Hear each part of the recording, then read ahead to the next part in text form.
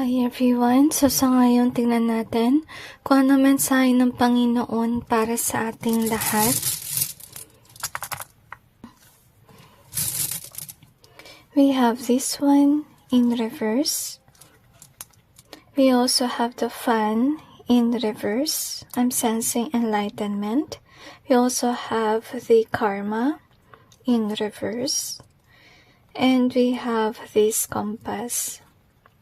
So, gusto sabihin sa inyo ng Panginoon that you need enlightenment, okay? Maybe there come in your life na nangyari itong karma. So far, naka-reverse siya ngayon kasi ibig sabihin, baka nangyari na yan. Maybe because of the reason that with the judgment in reverse, yung time na yon parang hindi pa kayo nagbago. Or you're not even aware that you did something wrong. And with the Fan in reverse, ibig sabihin lang nun, maybe before in the past, you used to be someone na parang hindi supportive, kumbaga. And that's also the reason why karma strikes, okay? So God is hoping that you change. Parang ginaguide ka niya sa tamang landas na hindi mo na ulitin yung dati mong pagkakamali. We also have the Moon in reverse. I'm sensing secrets will be revealed because the Moon is in reverse at mabibigla ka with regards to that. We also have do your best. And we have this one. So, gusto sabihin ng Panginoon na next time around, do your best on, fulfilling whatever is right. Kasi I have a feeling na matatauhan ka. Para magkakaroon ka ng realization kung bakit nangyari yung karma dati or may nangyari masama sa'yo before.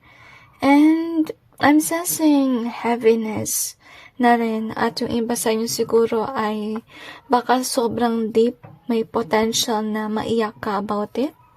Okay?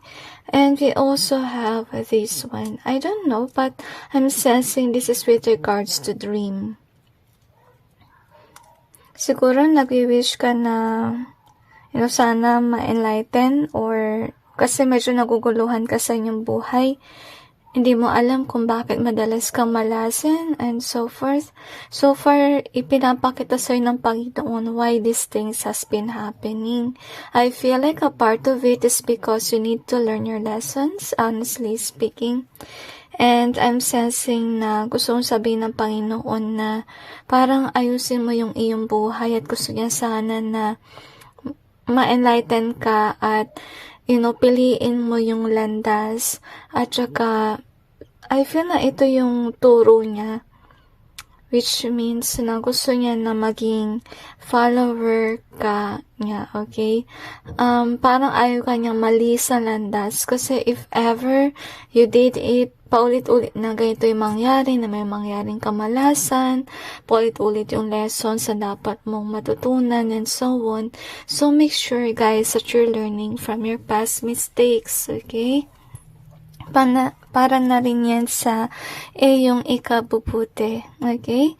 So anyway, that's it with today's message. I hope that this may give you some insight and awareness. And God bless all of you.